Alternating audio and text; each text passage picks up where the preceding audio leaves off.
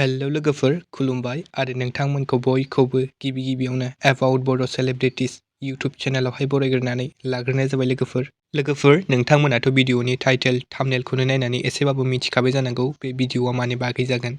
लोगोफोर हेलिना दैमारि बिथाङा माब्ला जोनोम जादोंमोन आरो बिथाङा हाबा जाबाय ना जायाखै आरो बिथांनि हम टाउनआ बबेयाव बेफोरखौ मिथिनो थाखाय नोंथांमोना भिडिअखौ जोबजासिम नायलांबाय थादो लोगोफोर हेलिना दैमारि बिथांखौथ' नोंथांमोना बयबो मोजाङैनो सिनायखायोआनो जानांगौ। बिथाङा जाहैबाय बर' फिल्म इन्डास्ट्रिनि सासे मुंदांखा फावखुंग्रि।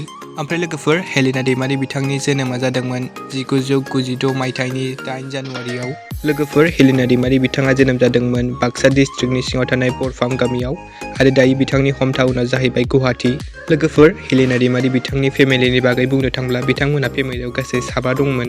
हेलिना दैमारि बिथांनि बिफानि मुङा जाहैबाय जवाहरलाल दैमारि आरो बिमानि मुङा जाहैबाय मनिका दैमारि।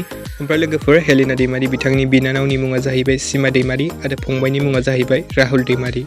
लोगोफोर हेलिना दैमारि बिथांनि एजुकेसन एबा फरायनायनि बागै बुंनो थांब्ला हेलिना दैमारि बिथाङा प्राइमारि एजुकेसनखौ कमप्लिट खालामदोंमोन सानराइज इंलिश मिडियाम स्कुलनिफ्राय आरो हायार सेकेन्डारिखौ कमप्लिट खालामदोंमोन कृष्णा कान्ता हेडिकिउ जुनियर कलेजनिफ्राय आरो बेचेलर डिग्रीखौ लादोंमोन बिथाङा प्रागज्यतिष कलेज गुवाहाटीनिफ्राय आरो मास्टार डिग्रीखौ कमप्लिट खालामदोंमोन बिथाङा masters in social work MSW at NERIM group of institution गुवाहाटीनिफ्राय।